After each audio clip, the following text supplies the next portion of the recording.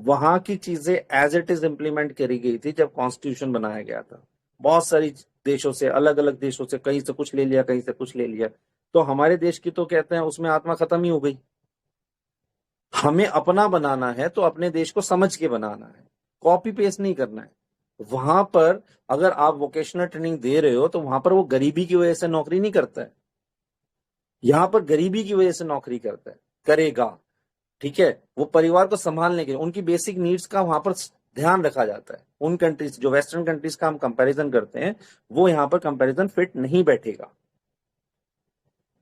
उसके बाद आता है सेकेंडरी स्टेज, जो कि हम 9 to 12 करते हैं। इसमें तो पूरा बेड़ा गर्क कर दिया गया है। यहाँ पर एजुकेशन सिस्टम में उन्होंने सबसे पहले तो बोर्ड एग्जाम खत्म कर दिया। अब 10वीं का बोर्ड होगा नहीं, 12वीं के बोर्ड पे भी क्वेश्चन मार्क रहेगा, मैं आपको पहले बता रहा हूँ। उसके अलावा ये कहते हैं कि इनकी एजुकेशन पॉलिसी में लिखा हुआ है कि पेपर को इजियर फॉर्म में रखो, ताकि जो बच्चा रेगुलर क्लास में नहीं भी आता ना, उसके भी मजे हो जाएं और वो इजिली पेपर को क्लियर कर दे। वो इजी पेपर इसलिए रखना है क्योंकि इनकी कहते हैं चोरी ना पकड़े जाए, क्योंकि पहले पढ़ाने नहीं देंगे बच्चे को, कहते हैं इधर उधर की चीजों में इन्वॉल्व रखेंगे। उसके बाद वो बच्चा पास होना जरूरी है, नहीं तो कहते हैं रिजल्ट खराब आएगा तो फंसेंगे। तो इन्होंने मैंडेटरी कंडीशन रख दी। सीबीएसई क्लियर बोलता है कि भाई आप इजी पेपर रखो। I tell you that, wait a moment, just yes. So what it says, I have this page.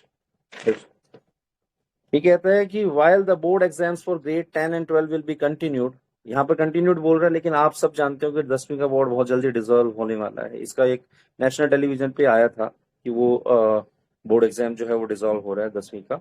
तो ये board exam will also be made easier. यहाँ पर मैं अभी कोट एंड कोट रीड कर रहा हूँ। कहते हैं board exam will also be made easier in the sense that they will test primary core capacities और कॉम्पिटेंसीज। आगे बोलता है, थोड़ा आगे मैं जब स्टडी कर रहा हूँ, to further eliminate the high stakes aspects of the board exams, all students will be allowed to take board exams on up to 2 occasions, यानी कि उसमें भी एक से ज्यादा ओकेजन्स पे उनको बोर्ड एग्जाम लेने दिया जाएगा। During any given school year, 1 main exam and 1 for improvement if desired. यानी आप इम्प्रूवमेंट भी करेंगे और इजियर लेंगे। मुझे इससे कोई प्रॉब्लम नहीं है, इम्प्रूवमेंट करिए, बच्चे की कोई भी प्रॉब्लम हो सकती है, इम्प्रूवमेंट आप करवा सकते हैं, कोई बात नहीं, ठीक है। लेकिन यहां पर आता है कि इजियर क्यों। आप आईआईटी का एग्जाम इजियर करने वाले हो, आप पीएमटी का एग्जाम इजियर करने वाले हो, आप जेई का एग्जाम इजियर करने वाले हो। जब आगे एंट्रेंस के बारे में आपकी कोई पॉलिसी नहीं है, वहां पर तो आपको स्कोप दोगे नहीं। यहां पर आप 12वीं में इजी रखोगे, पहले आप वोकेशनल ट्रेनिंग में उनको बिजी रखोगे। लैंग्वेज फॉर्मूले में आपने, कहते हैं जो उनकी कोर कॉम्पिटेंसी थी, एक स्पेशल स्किल था इंग्लिश के ऊपर, वो आपने रखा नहीं। क्या आप कहते हैं जो ये एंट्रेंस एग्जाम होंगे आने वाले समय में, क्या उनको भी आप बाइलैंग्वेज रखने वाले हो, कि हर बच्चा जो है जिसने जिस तरह से रखा है आगे पीछे से पढ़ता आ रहा है उसी सारी लैंग्वेज में, यानी वो तमिल में भी होगा, मलयालम में भी होगा, हिंदी में भी, बंगाली में भी, इस तरह से होने वाला है। आपने इसके बारे में कोई इंफॉर्मेशन दी नहीं दी। फ्यूचर प्रोस्पेक्ट्स आपने इसके बारे में कोई बताया नहीं। यानी कि पहले तो बच्चे की, कहते हैं, कोर खराब कर दो, उसकी कॉम्पिटेंसीज जो है इतनी वीक कर दो कि वो अपने आप से सवाल करे कि मैंने कितना अंडरस्टैंड किया, और वहां पर वो उसको खुद से शक हो जाए। फिर वो हायर अपॉर्चुनिटीज के बारे में सोचेगा ही नहीं, वो उतना ही सीखेगा कि चलो यार पकौड़े का तल लेता हूँ, वो मैंने सीखा था, चलो यार मैं थोड़ी बहुत कोडिंग करके कुछ कमा लेता हूँ। तो उसका जो मेंटल लेवल है ना, वो वहीं तक सीमित हो जाएगा। जो उसने वोकेशनल में देखा ना, वो वोकेशनल को ही अपना करियर चूज करने लगा। हाँ, उसमें कुछ ऐसे ब्राइट स्टूडेंट्स होंगे जो वोकेशनल के बेसिस पे अपना करियर बहुत आगे तक लेके जाएंगे, लेकिन ऐसे लोगों का, ऐसे स्टूडेंट्स का नंबर बहुत कम रहने वाला है, क्योंकि early money is some in our country is dangerous. उसमें आपको एजुकेशन से दूर करना बहुत आसान हो जाता है। कितने ही लोगों को मैं जानता हूं जिन्होंने अर्ली स्टेज में, जो ग्रेजुएशन के टाइम पे ट्यूशन पढ़ाने लगे थे, वो आज भी ट्यूशन ही पढ़ा रहे हैं, क्योंकि उनको ट्यूशन में मजा आने लग गया, नाम बिकने लग गया, तो अब वहां उसी में सेट हो गए। तो आपको जो रियल एजुकेशन है, जिसमें आप रिसर्च तक जाते हैं, आप अपने आप को कंपटीशन से, आप ये देखिए, आप फौज में जाना है, फौज का अगर एग्जाम्पल लें तो फौज में जाने के लिए सबसे एक इंपॉर्टेंट स्किल है इंग्लिश। आप जब एसएसबी फेस करते हैं, आप फौज में अफसर के लिए जाते हैं, तो वहां पर आपको बकायदा टोक दिया जाता है कि it has been given as an instruction that you have to speak in English. Wherever you find problem, for few moments or for few words you can use Hindi, otherwise you have to use English as a language. सो आप फौज का अफसर बनने जा रहे हो या for any case आप डॉक्टरी की पढ़ाई करोगे, तो डॉक्टरी में आपको सारा अंग्रेजी में तो पढ़ना है। रिसर्च कैसे पढ़ोगे आप? इंटरनेशनल रिसर्च को कैसे पढ़ोगे? मेडिकल जर्नल्स को कैसे पढ़ोगे? आपकी तो बेस ही खराब कर दी गई है। उसके बाद यहाँ पर आता है कि आपको जो एग्जाम होंगे वो 8 बार होंगे, क्योंकि 9th to 12th में 4 साल में आप सेमेस्टर एग्जाम दोगे अब हर 6 महीने में। फॉरेन लैंग्वेज कंपल्सरी कर दी गई है।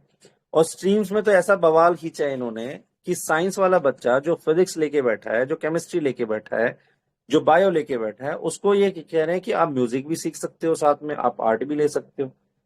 अब आप बताओ कि उस बच्चे के अंदर कहाँ से अपने जो मेन सब्जेक्ट है उसके लिए कहाँ से एफर्ट डालेगा वो? अब आपने कहते हैं उसको ऐसी चॉइस दे दी, मान लीजिए मैंने फिजिकल एजुकेशन ले लिया, अब फिजिकल एजुकेशन ले लिया या म्यूजिक ले लिया, मैं म्यूजिक को कहते हैं अंडरस्टैंड करने में इंटरेस्ट दिखा रहा हूँ, साथ में मैं ले रहा हूँ फिजिक्स, तो मैं कैसे कंपेयर करूंगा? फिजिक्स का कहते हैं धुरंधर कैसे बनूंगा मैं? फिजिक्स मेरा कोर सब्जेक्ट कैसे बनेगा? वो एफर्ट मांगता है। फिजिक्स जैसा सब्जेक्ट, केमिस्ट्री जैसा सब्जेक्ट, बायो जैसा सब्जेक्ट हवा में नहीं हो जाता, मैथ जैसा सब्जेक्ट हवा में नहीं हो जाता, उसके लिए मेहनत करनी पड़ेगी, उसके लिए आपको बहुत कोर स्टडी करनी पड़ेगी। हमारे टाइम में आप सोच के देखिए, साइंस लेने के लिए उस बच्चे को हम पहले उसका आईक्यू मैंने चेक करते थे कि ये बच्चा जो है साइंस के लिए कंपेटेबल है या नहीं है। बोलते थे कि अगर हमें लगता था कि बच्चा जो है साइंस में कंप्लीट नहीं कर पाएगा तो हम सीधा सीधा ऑप्शन देते, तो आर्ट ले ले भाई, तेरे बस का नहीं है तो, अगर ज्यादा नहीं पढ़ना चाहता तो आर्ट ले ले। ऐसे ही कहते हैं बहुत सारे बच्चे जो हैं जो अपने आपको साइंस में आगे फ्यूचर में नहीं देखते थे कि भाई मुझे इंजीनियरिंग या डॉक्टरी में नहीं जाना है या फिर मुझे प्रोफेसरशिप में नहीं जाना है साइंस के थ्रू, तो वो इजी सब्जेक्ट के तौर पे चूज करते थे, या फिर जो थोड़ा सा मस्ती मजाक की कोशिश करते थे वो कहते थे कि चलो बीकॉम ले लिया, कॉमर्स साइड ले लिया। साइंस लेने का मतलब ये मान के चलते थे कि भी कहते हैं बच्चा जो है वो इंटेलेक्चुअल लेवल पे काम करता है, बहुत डीप स्टडी करना चाहता है, और साइंस में मेहनत भी लगती थी। ठीक है, मैं कहीं से भी ये नहीं कह रहा हूँ कि बाकी सब्जेक्ट्स में मेहनत नहीं लगती, कॉमर्स में भी कहते हैं बहुत मेहनत लगती है, उसमें भी बहुत अच्छी अपॉर्चुनिटीज है, जॉब अपॉर्चुनिटीज है। लेकिन हम ये कहना चाह रहे हैं कि आपने ये ऐसी ऑप्शंस जो दी हैं उसके अंदर आपका थॉट प्रोसेस क्या है, क्या क्रिटिकल एनालिसिस है उसके पीछे? मेरा सवाल उस तरफ है। मैं किसी स्ट्रीम को क्वेश्चन नहीं करना चाहता हूं, मैं पॉलिसी को क्वेश्चन करना चाहता हूं। तो यहां पर जब आप पॉलिसी की जब बात करते हो और आप बोलते हो कि भी कहते हैं हम साइंस के साथ ऐसे ऑब्जेक्ट्स जो हमारे ये जो सब्जेक्ट्स हैं उसको हम एज अ ऑप्शन दे रहे हैं, तो वहां पर आप उस बच्चे को बताना चाह रहे हो कि साइंस जो है उसके साथ तेरे पास ये ऑप्शन है, तो वो बच्चा क्यों अपना 100% देगा और कैसे वो एक अच्छा साइंटिस्ट बनेगा, एक अच्छा रिसर्चर बनेगा, कैसे बनेगा? मेरा वहां पर सवाल बनता है। इस तरह के ऑप्शन उस बच्चे को क्यों दिए गए? जो साइंस पढ़ना चाहता है उसको बस उसी तरह के ऑप्शन होने चाहिए ताकि उसका माइंडसेट उसी तरह का रहे। जो कॉमर्स पढ़ना चाहते हैं उसी तरह का रखे। आप म्यूजिक को भी इंपॉर्टेंस दो, आप आर्ट्स को भी इंपॉर्टेंस दो, आप स्पोर्ट्स को भी इंपॉर्टेंस दो, लेकिन उसको आप ये कॉकटेल तो मत बनाओ ना। आप ये कॉकटेल बनाने से बच्चा कंफ्यूज होगा। तो मेरा ये इसके अंदर समअप ये है कि भाई आप कंफ्यूज कर रहे हो, ज्यादा ऑप्शंस कंफ्यूज करते हैं। अब मोबाइल खरीदने जाइए, 2 ऑप्शन मिलेंगे, आप फटाफट खरीद लोगे। 50 ऑप्शन में आपका दिमाग घूमेगा। वो छोटा बच्चा है, उसको क्या पता अभी? 12वीं क्लास का बच्चा स्कूलिंग में आप क्या समझते हैं वो कितना समझदार हो गया होगा? आज के टाइम मोबाइल का दौर है, हमारे टाइम पे तो मोबाइल नहीं होते थे। तब कहते हैं हमारे को ये रहता था कि चलो यार पढ़ना है, सारी चीजें हैं। अब मोबाइल के दौर में आप बच्चे से कितनी एक्सपेक्ट कर रहे हो कि वो अपने करियर के लिए कितना सिंसियर होगा? बच्चे सिंसियर होते हैं लेकिन हर बच्चा सिंसियर नहीं होता है। मेजोरिटी बच्चे सिंसियर नहीं है। पेरेंट्स की और बहुत तरह की प्रॉब्लम्स हैं उनके साथ। फिर आता है यहाँ पर ग्रेजुएशन। ग्रेजुएशन में क्या है कि अगर आपने ये भी अगेन बड़ा इंटरेस्टिंग है ग्रेजुएशन वाला पार्ट समझने का। आपने 1 साल की ग्रेजुएशन की, सर्टिफिकेट ले लो। 2 साल की डिप्लोमा ले लो। 3 साल की डिग्री ले लो। और 4 साल की तो रिसर्च के मास्टर डिग्री ले लो। लेकिन इसमें क्या किया गया, अब आपको बीए, बीकॉम, बीएससी ऐसी कोई डिग्री नहीं मिलेगी। आपको एक सिंगल कॉमन डिग्री मिलेगी, चाहे मैं बीएससी कर लूं, चाहे बीकॉम, चाहे बीए, सबकी डिग्री सेम होगी। सबको सेम कैटेगरी की ग्रेजुएशन डिग्री मिलेगी बस। उसके अंदर फर्दर क्लासिफिकेशन नहीं होगा कि इसको इस बात की डिग्री है, उस बात की डिग्री।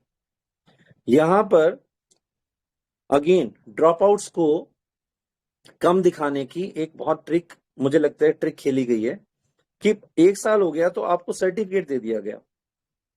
आप फेल तो हुए ही नहीं, ना ड्रॉप आउट हुआ आपका। 2 साल क्या, तब भी आपको डिप्लोमा दे दिया गया, तब भी आपका ड्रॉप आउट कहीं काउंट नहीं होगा, ना ही आप फेल हुए।